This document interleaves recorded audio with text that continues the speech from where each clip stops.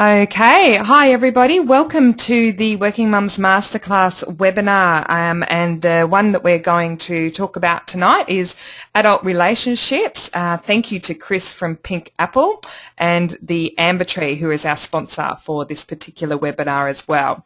So first of all, I would just like to welcome you all, but I just want to step through a couple of our favourite word, I'm sure, some housekeeping for you all. First of all, to make sure that you can hear me too, can I just ask if on your right-hand side there's a little cross with a box that has chat in it. If you could just write in there and say whether you can hear me or not, that would be great. All you do is open up the chat box and type in. Oh, we've got somebody in the question box, so thank you very much, Renee. We've got a hi yes, so that's good. You can also use the question box, that's fine. I've got both of them open too. Just want to make sure that you can hear us. So what we're going to do tonight is we're actually recording this. So it won't record anything you say, obviously, because you guys can hear us, but we can't hear you. So it will record the webinar with Chris and myself facilitating it. And we'll pop it up on the website, on the Facebook page and everything, so you can have a really good listen of it if you miss any bits and pieces, running after kids or shutting doors or anything like that. If you have any issues, there is a 1-800 number up on the screen now that you can contact. But if your internet connection is too slow and it's dropping in and out, use the landline that was sent through on your email, and that gives you a really clear connection and you'll be able to hear Chris and I chatting along, no problem at all. You can use the chat box on the right-hand side to comment and ask any questions, and Chris will be asking a number of questions throughout the webinar too, to get a feel for the areas that you're struggling with, and also to get some ideas back from you. And of course, it's all about enjoying yourself. If you're on Twitter, feel free to tweet about it, and the hashtag for that is WMM, which stands for Working Mums Masterclass Webinar. Okay, all right, so I would like to introduce Chris Owen, who is the relationship advisor and owner of Pink Apple. So Chris has actually got runs on the board. She's been married for 37 years, which is amazing. Congratulations, Chris. But very honestly says it was touch and go 20 years ago. And that's when Chris and her husband decided that they were going to be serious about making their marriage a haven for them both, which I think haven is a really nice word to use for it, and certainly not one that a lot of us think of sometimes. So since then, they've spent 20 years working together in voluntary roles in marriage enrichment, which is another really nice word, to keep them both focused on their own relationship. So Chris has worked for many years as a midwife, working with couples undergoing stresses of being a new parent or infertility and IVF treatment.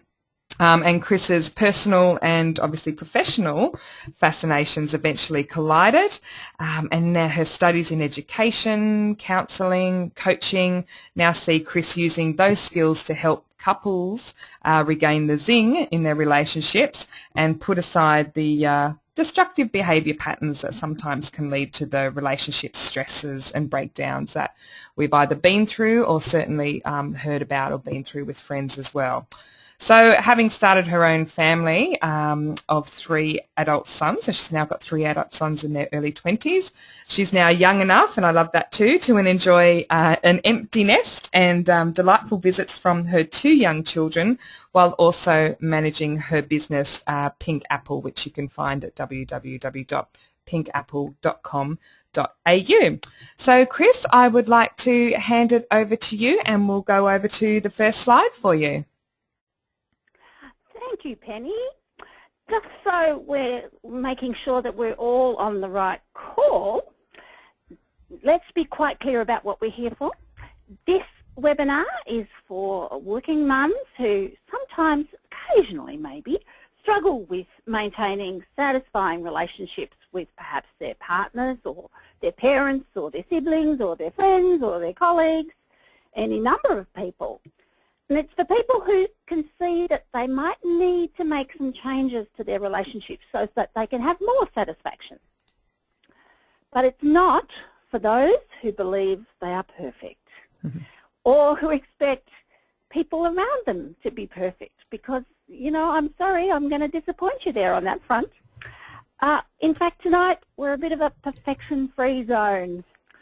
So I've approached this whole webinar from the perspective that if you were entirely satisfied with your relationship, you probably wouldn't be here. So I'm assuming you'd like to make the odd change to improve things. So is everybody in the right place? Maybe if you could wave your hand or put a Y in the box to tell us we're in the right spot. Everybody happy?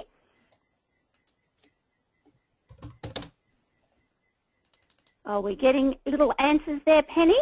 Not that I can see at the moment. The chat box is a good spot for the guys to use if they can use that. But unfortunately, I can't see answers in the question box at this time.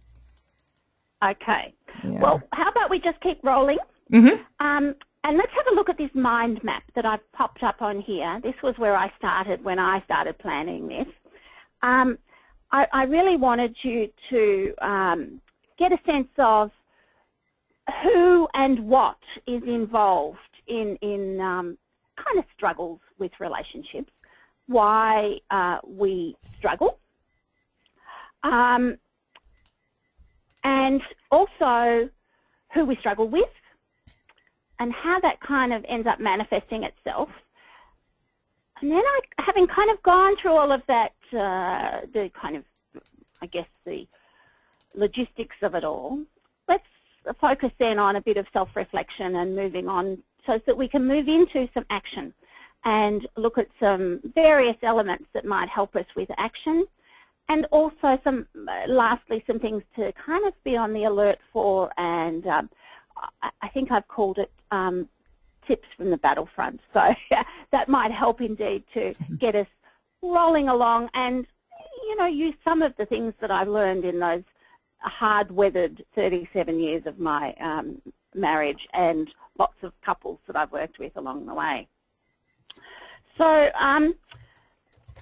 most certainly if you've got any questions, please feel free to type them in. Penny will let me know about them. I'll let you know if there's anything that might be worth jotting down in your notebooks or whatever. Certainly in the earlier part, there's no need to take much in terms of notes.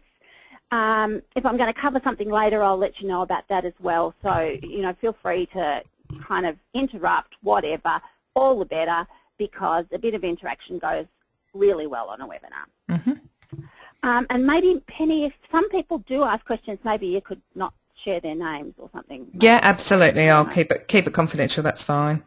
Yeah, with this type of topic, sometimes it's a bit safer that way. I agree. So, why do we struggle with our relationships sometimes? And most certainly there's no question that we do. Why do you think? Has anyone got any thoughts on that?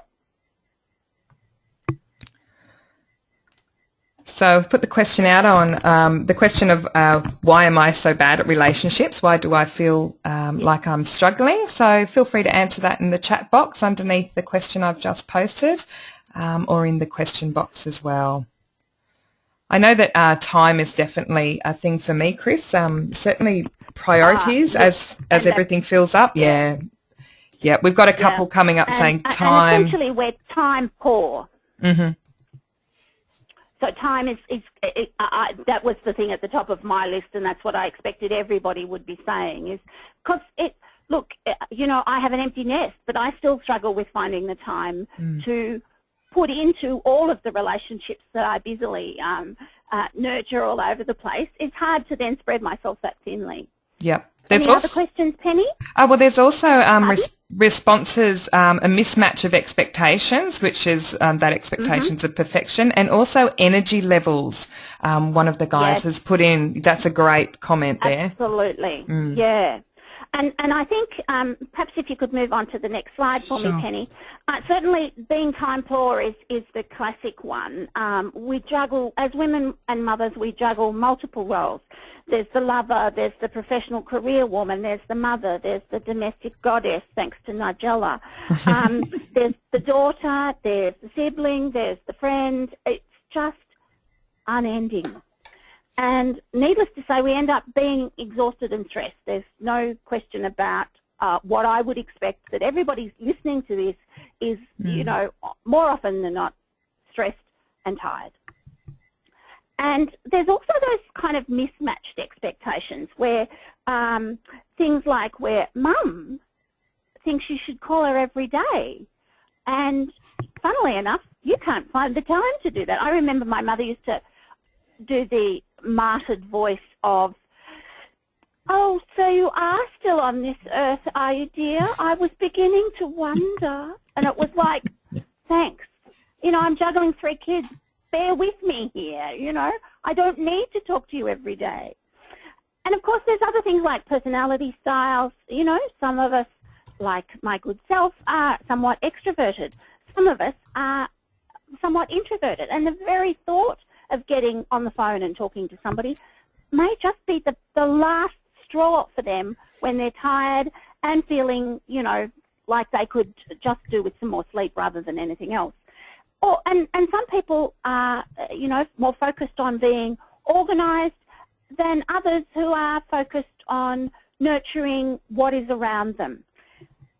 And essentially, some people don't even see that there's a need to kind of make any big effort to get on the phone or whatever, pop in to visit whoever, because that's not on their agenda. It's not even there.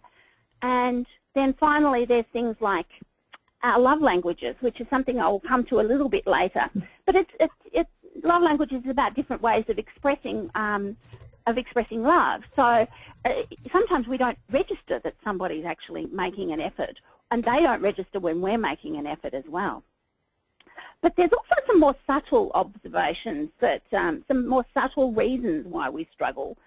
And they can tend to be things like allowing negativity to poison the kind of what might have been a good relationship with someone, particularly, for instance, the friends, or not feeling quite satisfied enough with the relationship to even bother raising it up high enough on our priorities list.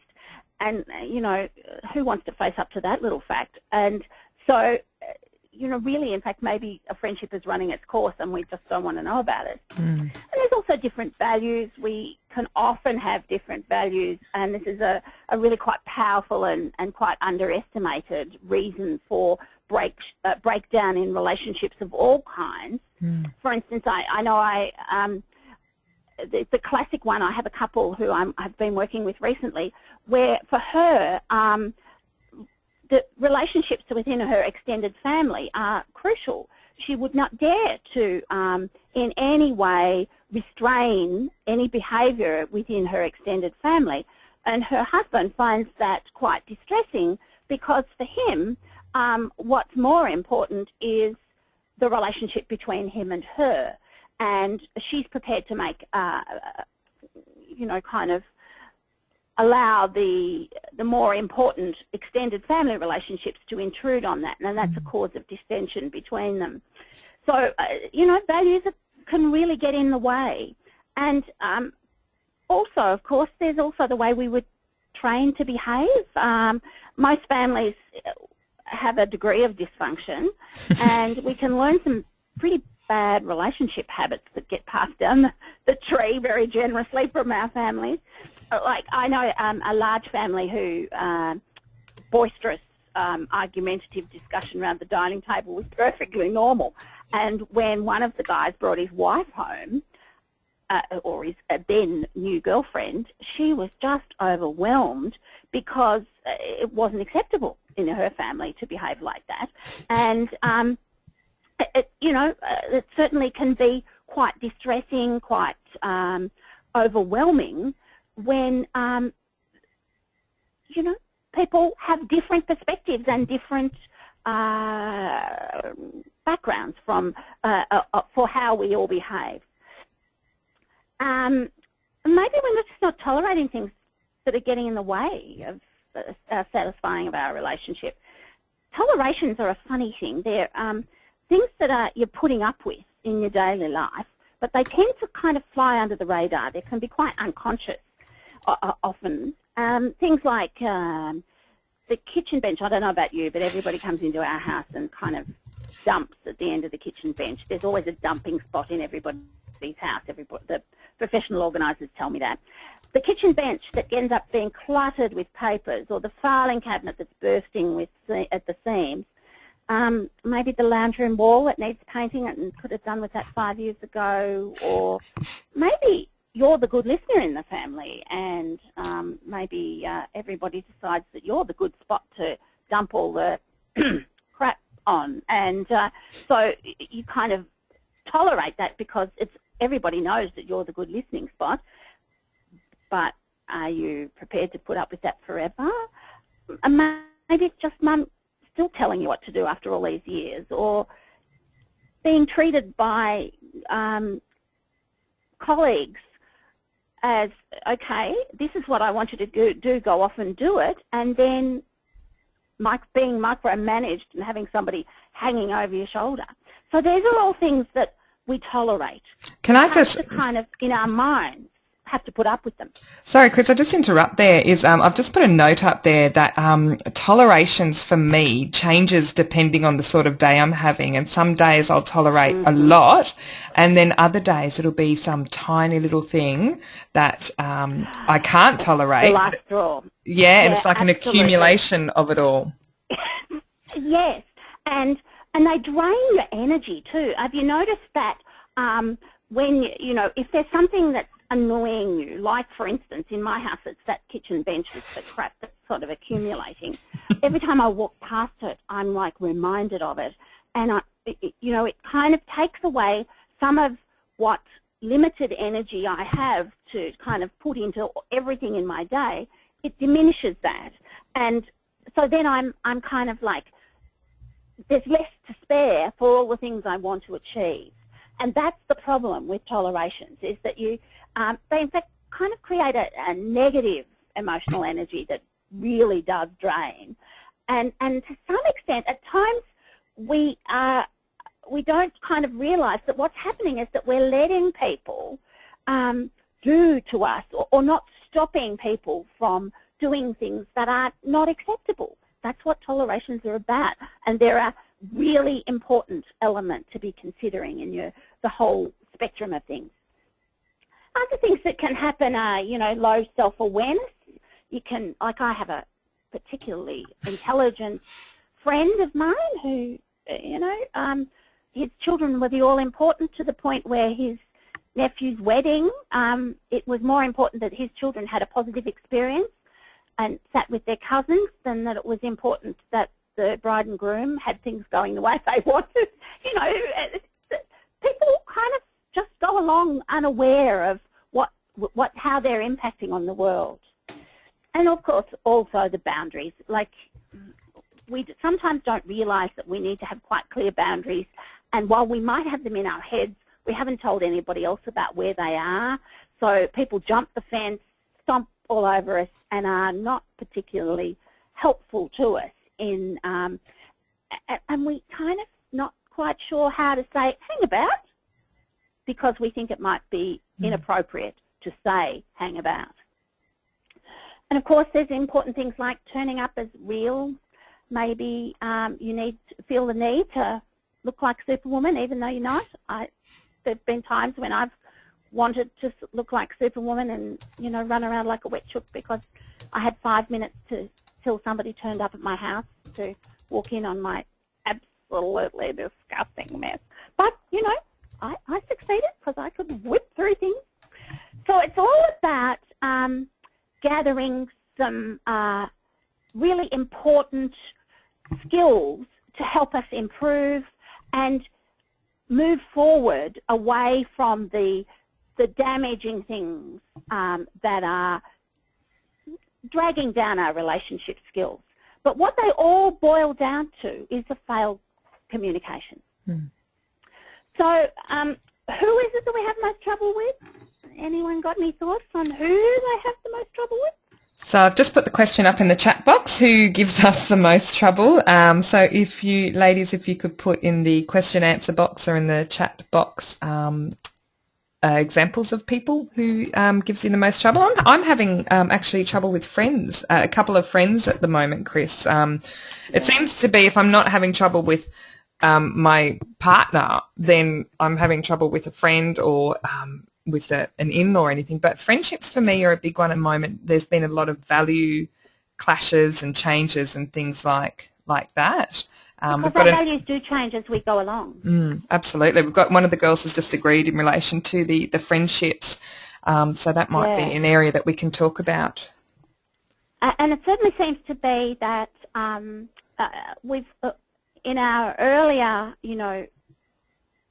adulthood, we've worked hard at building our relationships, and then our focus changes as we move into a relationship with a partner who then, even more so, as you become a family together, it kind of, yes, maybe you're cocooned, and that's certainly something that the singles will say, but that's important. That you've made a choice, and that's why sometimes our friendship relationships are really important. They are crucial to our lives, particularly for women. They are crucial to our lives. But we do also need to acknowledge that that they have a life as well. We kind of will move through various different key friendships during our life, and that's okay. That's perfectly normal, and they've given us lots of things as we have given them. And if it then becomes an end point to that relationship, it's not a lost cause. We've gained so much from them. Our experience is the better for having had them.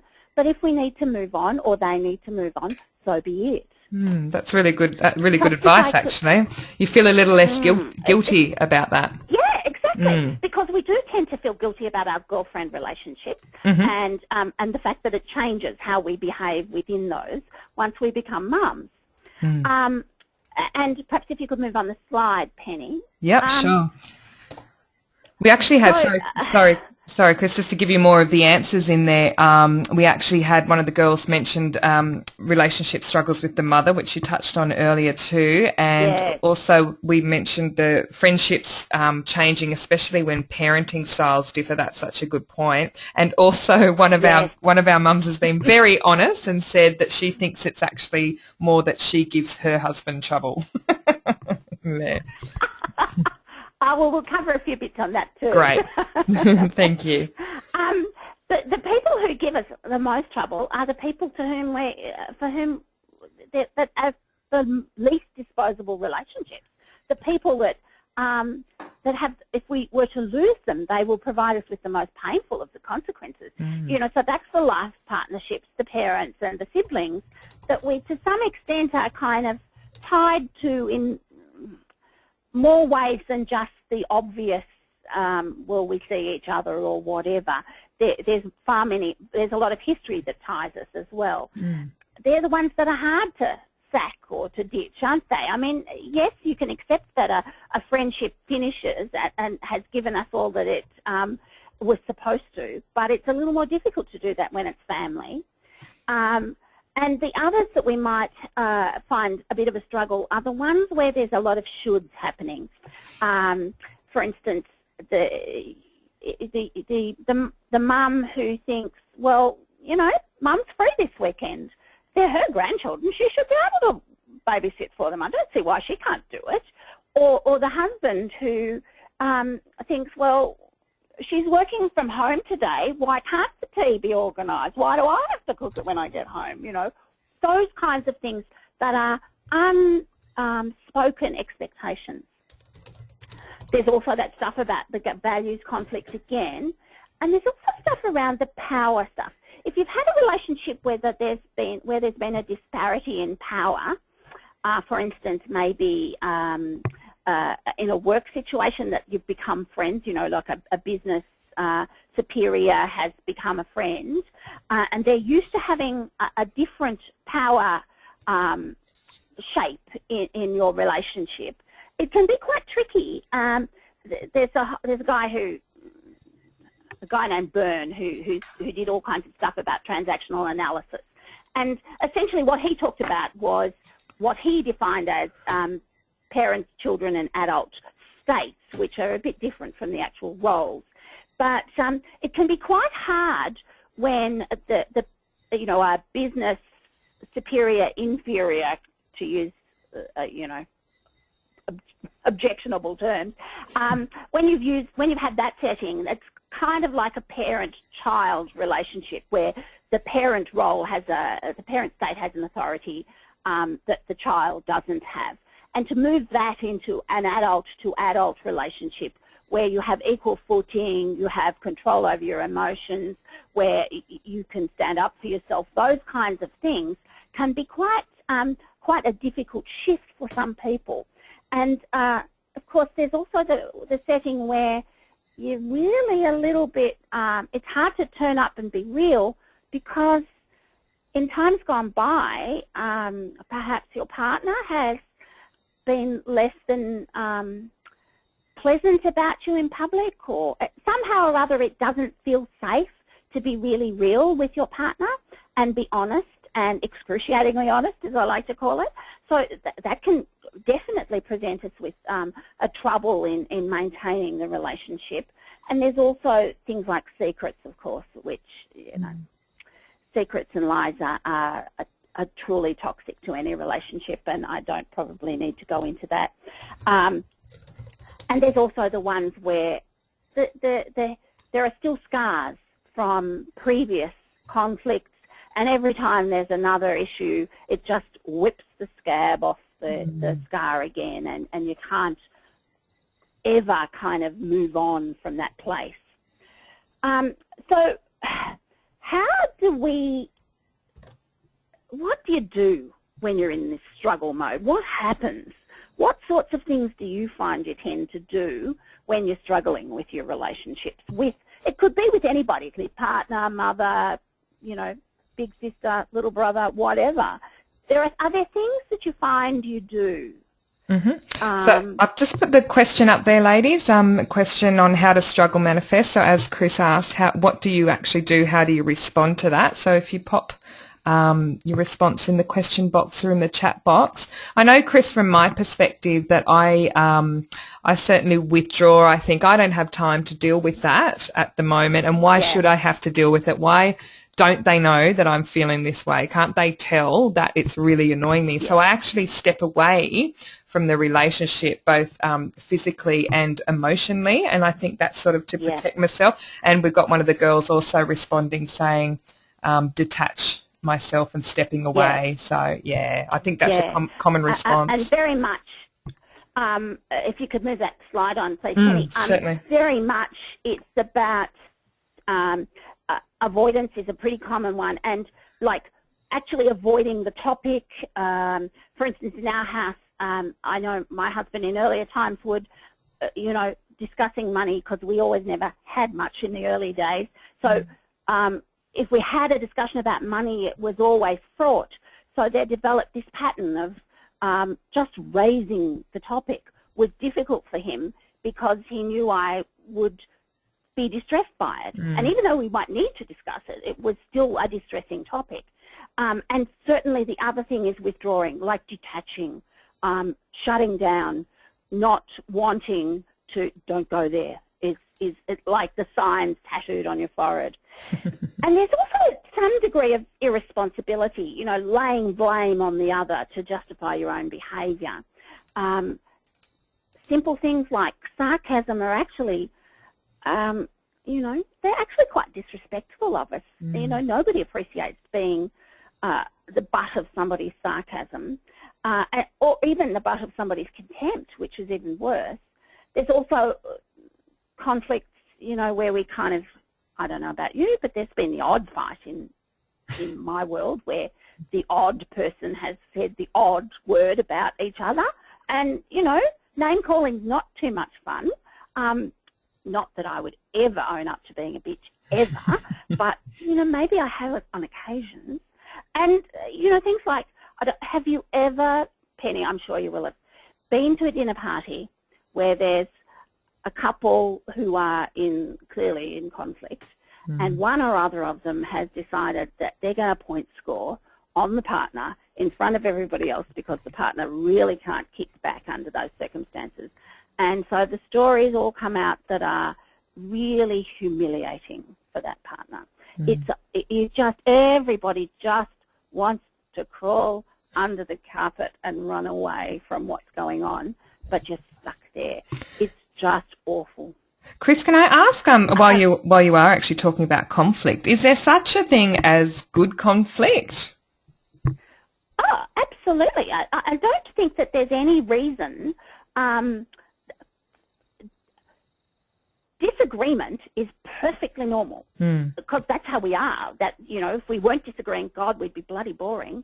And so conflict will always arise. And that's an important thing to remember, that it's perfectly normal to be in conflict.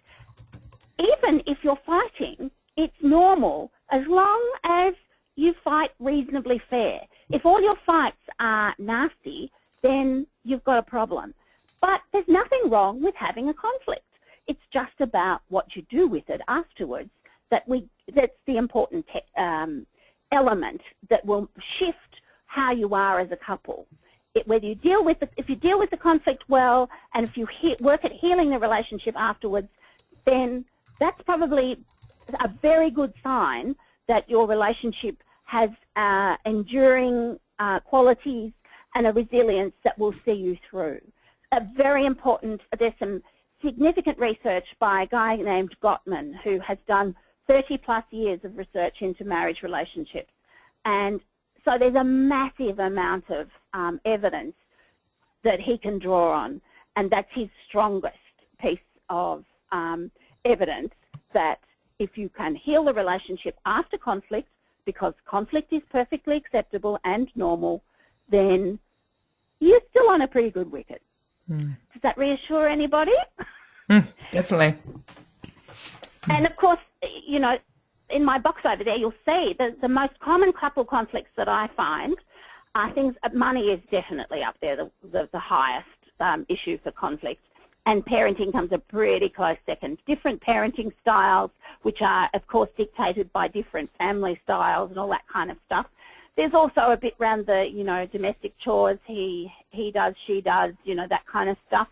Sex, pretty common for sex to be an issue in couples with young families, because, you know, you've moved from this fantastic sex life that, you know, has most nights of the week being the most incredibly pleasurable, to having your eyes falling out and you couldn't care less, you know. So it's very difficult to work within that framework.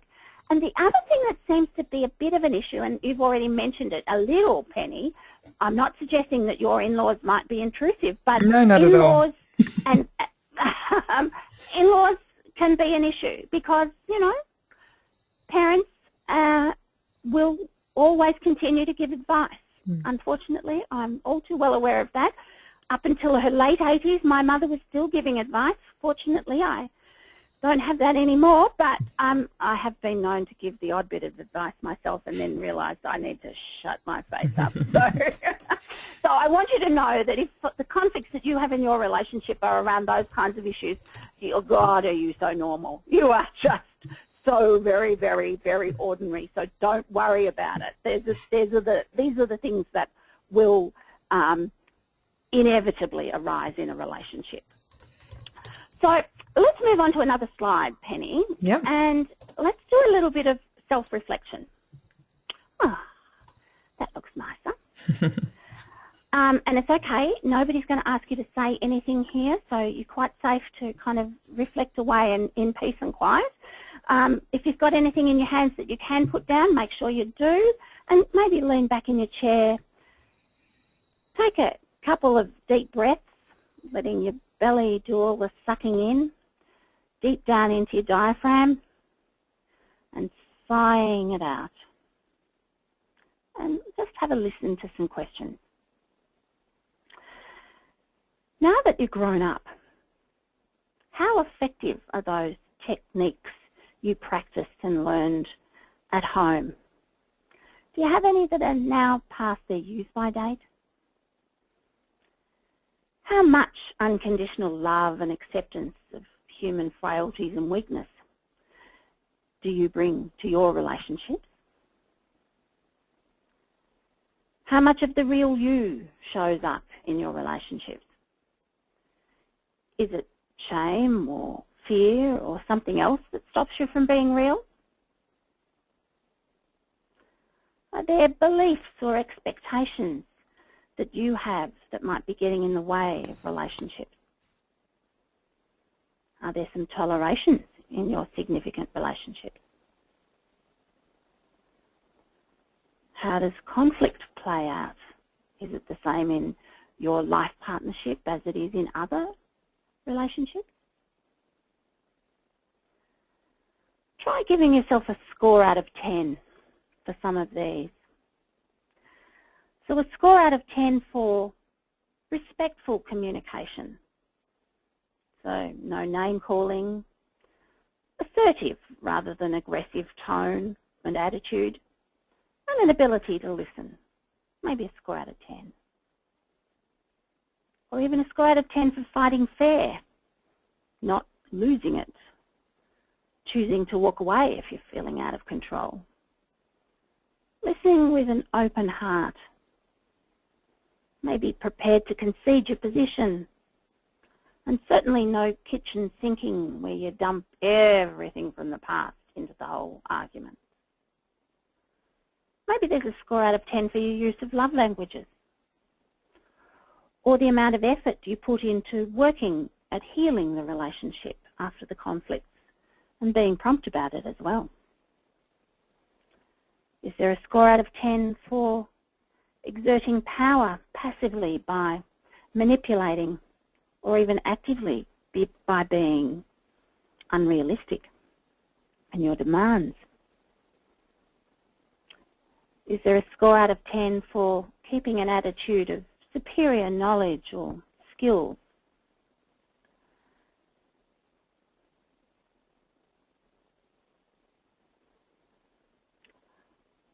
So letting your eyes open easily, come back to your room now, because we've got a little bit more to think about. Now, that certainly wasn't about giving you a big stock whip to give yourself a flicking with. It was really about time to think about you and how you show up in relationships.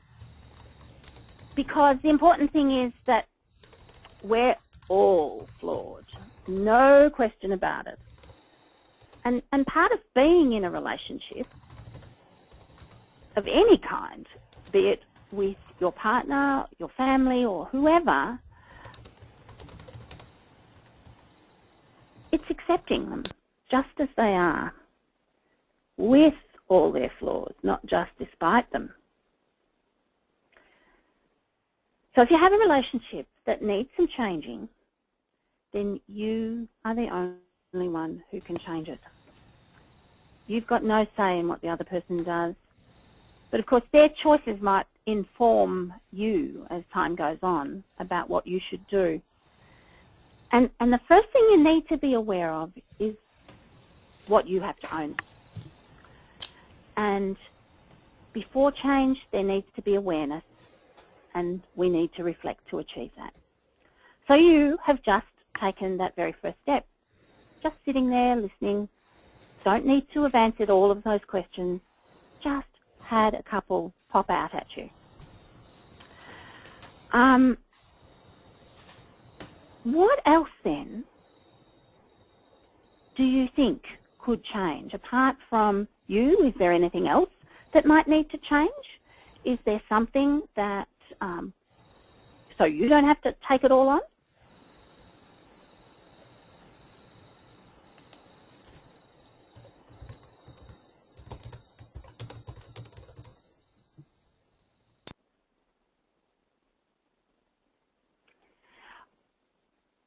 I think you're all still asleep. Let's move on. And one of the things that I know commonly people say to me is, surely we can change our feelings. It's a common enough question for me to know that pops up for people. And to do that, you might want to actually take some notes from here. If anyone does want to take notes, that's fine if you don't.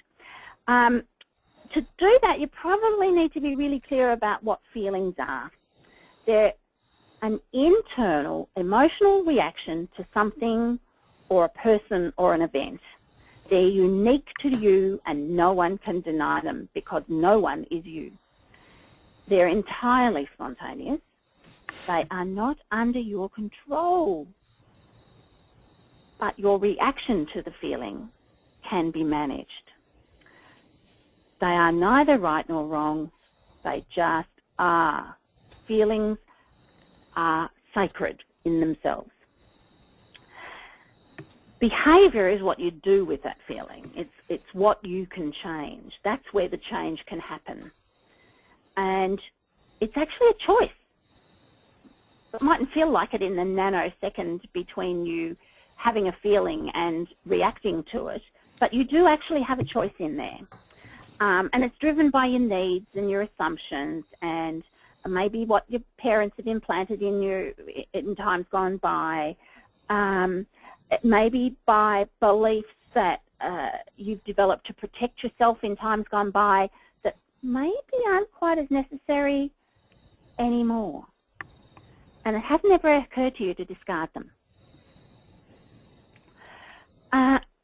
Don't forget also that behaviour in whoever else is in this relationship is also a choice. So there's no point in expecting anyone to change and make it better for you because it ain't going to happen. Because that may be not what they want to choose to do. And really, human nature being what it is, we won't make a change until the pain is great enough for us to feel that not making the change is less painful than making the change. So how much pain do you need to be in before you change? Does it have to get worse than it is already, or is it time to make a difference? And the key to this is around communication. Just like the reason we have struggles is from failures in communications, so too the key is communication. And it's probably a good time to remember that the sociologists tell us that in terms of communications there are three elements. 55% of our communications are non-verbal, so that's body language and the eye rolling, facial expressions, gestures, posture, all those kind of things make up 55% of our communication. That's enormous. Tone to our voice, volume, that kind of stuff are 38% of our communication, and just 7% is the words. So it's really important to remember that there is more to than just words to communicating with somebody else. And when you're struggling to communicate, maybe you don't need to turn to words. So what can you do? Perhaps if you could move the slide on, please, Penny. What can you do? There's some basic nutrients. There's plain old respect and goodwill that you need by the bucket load. And, you know, for instance, why would you imagine that somebody with whom you have a relationship that you value would actually seriously mean you any harm? Now, you know, that is a little bit warped thinking, but we do it. And you could even start believing the best of them, cutting them some slack with a bit of generosity of spirit, giving them the benefit of the doubt, looking just as hard for evidence that they love you as you can so easily find evidence that they don't. And unfortunately, humans are pretty good at looking for the negative evidence and seem to neglect to remember to go looking for the positive evidence, which is pretty ordinary. Be admiring of them, as long as it's authentic, obviously. Don't say something that you don't mean. Put your ego in your back pocket, because part of showing up as a real person is actually not showing off what you judge might be your superiorities, because I've got to tell you, you being the judge isn't necessarily a great bias. Be prepared to listen. Be prepared to listen till they feel like they've been heard. Now, that might be at a very different time from when you think they've been heard. And so they are the only ones who get to choose when that is. And you need to be tuned in to them to hear when that is. You might need to get more skilled and practiced at listening, and you might need to use that old face principle. You've got 2 ears and 1 mouth, and use them in the same kinds of ratios. So lots of listening and less talking. Be interested in each other's lives. Even if you disagree about things, make sure more of your interactions are positive than negative. Now, that's possible to do. Even if you've had several disagreements, you can create a situation and note when things are positive and make comment about them. Be on the alert. Keep your eyes open. And don't forget romancing. And I don't only mean in intimate relationships. You can romance your girlfriends just as much, or your mother, just as much as you can anyone else in your life. Romance in many forms is a kind of gift of lightness and joy. It kind of gives us positive memories, so why wouldn't you go there? And in fact, when you're talking about the intimacy, the intimate relationships, there's always the odd love letter. When did any of you last write a love letter? Come on, we all text now. We all write an email. Pull out some nice paper, write 4 sentences, 3 sentences, say how you feel, and put it in a nice envelope. Jeez, it's powerful. And in fact, the same can be said for a girlfriend or a mother. Probably the most powerful communication I ever had with my mother was when I wrote her a letter and told her how much I appreciated various things she'd done in her life. It was very, very special. And when I was going through her things, I found that letter along with a couple of letters from my father, which she had kept just in just as precious a mode. Excuse me. So things like self-love and self-care are very important too, because it's pretty difficult to offer authentic love to others if you haven't got it for yourself. Yeah.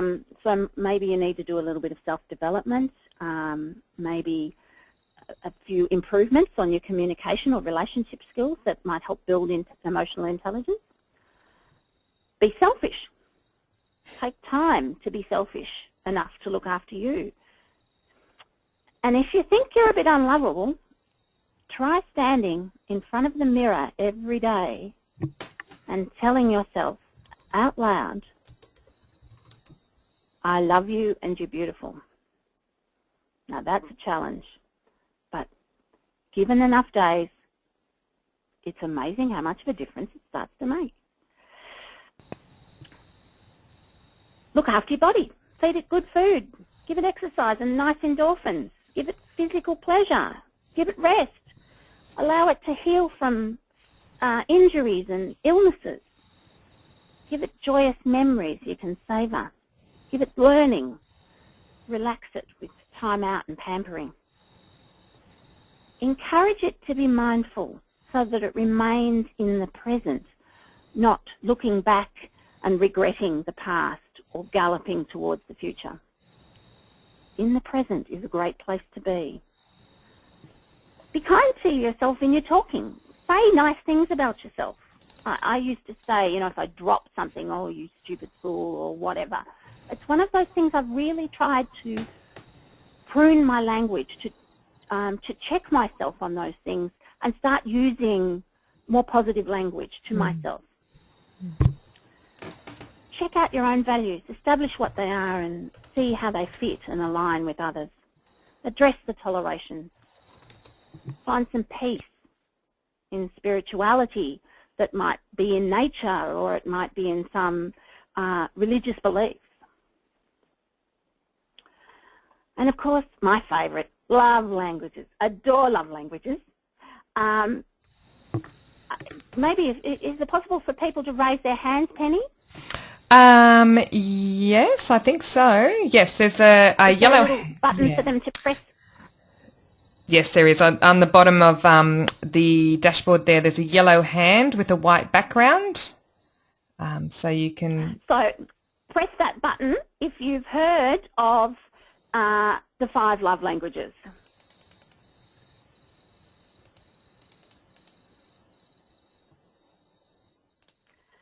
It's one of those books it's a book by Gary Chapman that is just, it's been around for decades, but it really is one of those powerful books.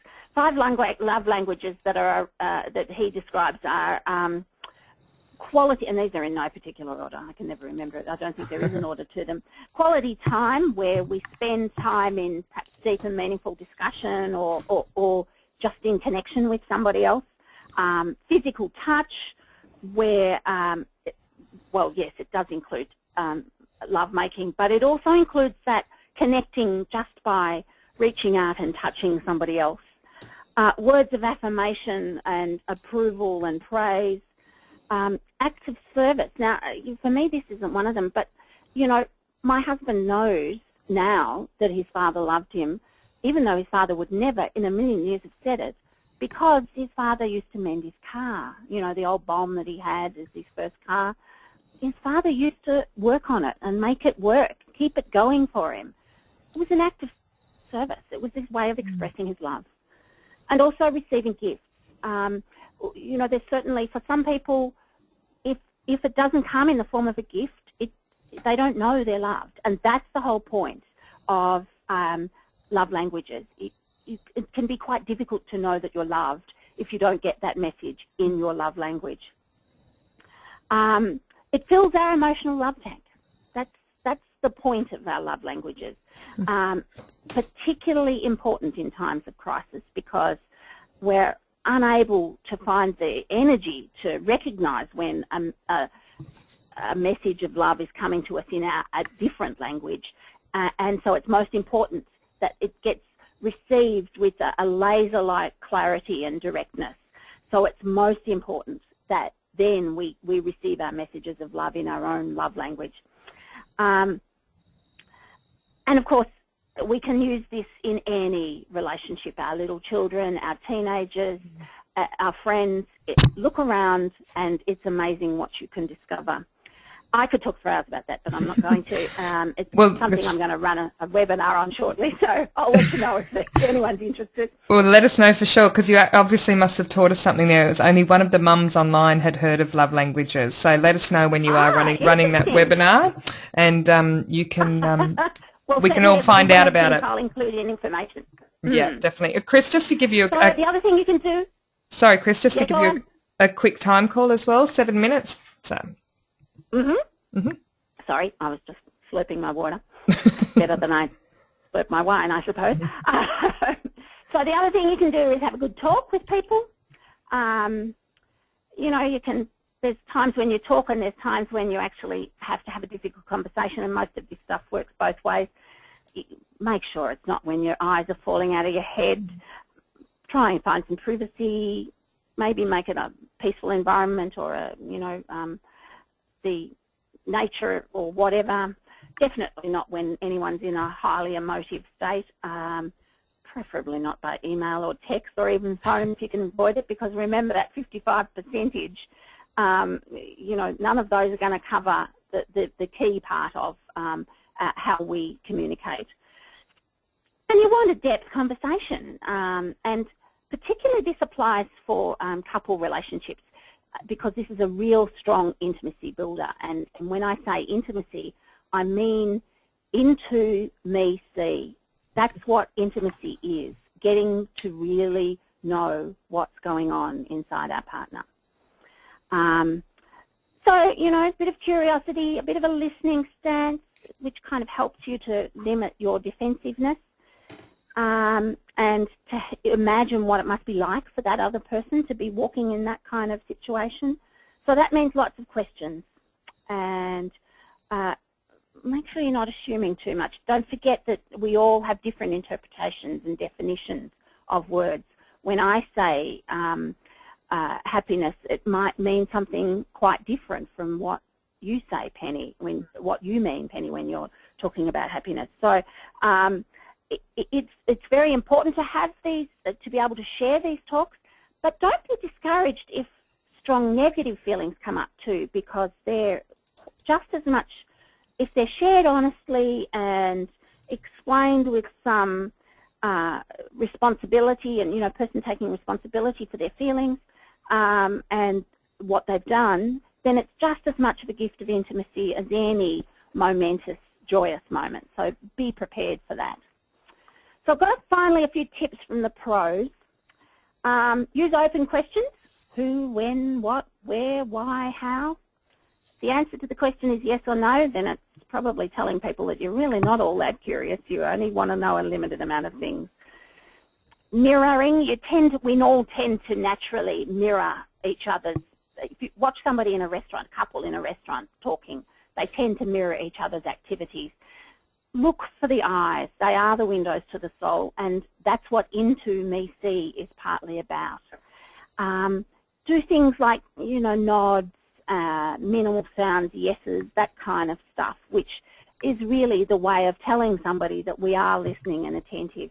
And check in, don't let them go for too long without saying, hang on, now have I got this right? This happened and that happened.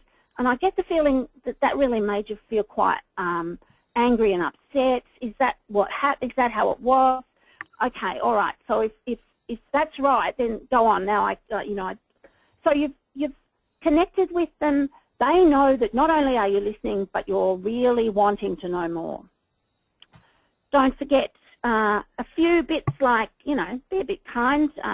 Don't tell someone that they don't need to cry because that's how they're feeling. If that's what they want to do, then denying their feelings if you just tell them they don't worry about crying.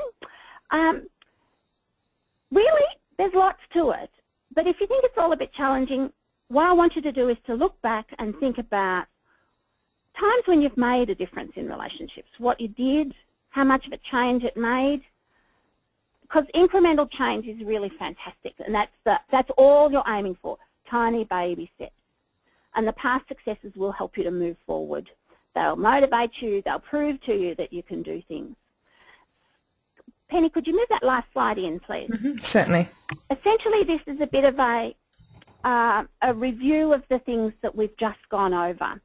And certainly, if people are interested, I can give you, would you believe my screen's gone on? Screensaver, and I can't get it to open up.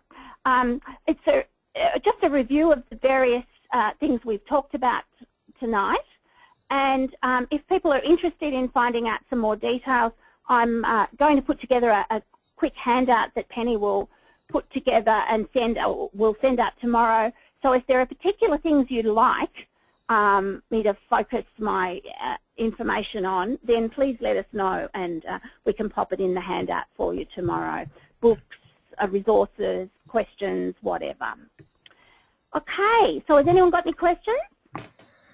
If anyone's got any questions, please pop them in your question answer box. And as Chris said as well, we'll send out it in a PDF tomorrow to all attendees via email, a summary and tips and things like that too. So no questions as of yet. I think, Chris, one of the biggest things you did, certainly for me, was that self-reflection. A lot of us just don't seem to have time to stop and do that reflection. So you just made us stop for 10 minutes, which was fantastic, and ask ourselves questions. And I think that we need to do that quite often to get ourselves somewhere as well. Yeah, and because you're not going to, awareness is only going to happen if you shine some light on what's going on inside your head, and changes will only happen as a result of awareness. So it doesn't have to be a big deal. Just stop for 30 seconds, 2 minutes, 3 minutes. Absolutely. I think that's a good advice. So we've just got, can those questions be in the PDF? Renee, I just need you to elaborate on that. Which questions in the PDF, if you could let us know. In the meantime, Chris, thank you so much for the self-reflection questions. Thank you very much, Renee. Actually, right, yep. Yeah, that's a really good point. Thank you. That's good. If those self-reflection questions can be in the PDF, that would be fantastic, and that would make us stop and listen. So, Chris, thank you so much for being part of the webinar and chatting to us. It's great, and we've just got a really good response from one of the ladies. Thank you, I've enjoyed my first webinar experience. Could we get more info about the think versus feel in the handout as well? That request has come in from the UK. Hello to you, Eleanor. Thank you very much for dropping in. I'll give you a summary, Chris, of what the girls are after. So thank you so much for taking part. And a big thank you to our sponsor for this particular webinar as well, which is the Amber Tree. They're actually based in Sydney, and they've got an event coming up on Friday the 24th, which is just this week too. So you can go to their website to get more information. Angela from the Amber Tree talks about how to de-stress and keeping mums in a positive spirit as well. So it's good that there's lots of people like Chris and Angela out there to help mums as much as possible. And we've got our March webinar is called Working Wardrobes. It's for busy mums who have to work at home or work in the office or do the school drop-off or go to the shops and somehow manage to do it without wearing trackies and a singlet with a hole in it. So Nikki Parkinson from Styling You is going to be presenting that, and that's on Tuesday the 20th of March. Starts at 8:30 Sydney time, which is and Melbourne time, which is 7:30 Queensland time, because Nikki is based up on the Sunshine Coast, and that's sponsored by Willow Bell as well. So we'd love to see you there. And ladies, when you exit the webinar, there'll be a mini survey, which would be great if you could fill that out, and that's how we make sure that our webinars become an even more positive experience for you. But Chris, thank you very much. You certainly contributed to making this a positive experience for everyone online. I appreciate it. Thank you. You're welcome. Thanks, Chris. I'll catch up with you tomorrow. Thanks, ladies. We'll catch up with you at the next one.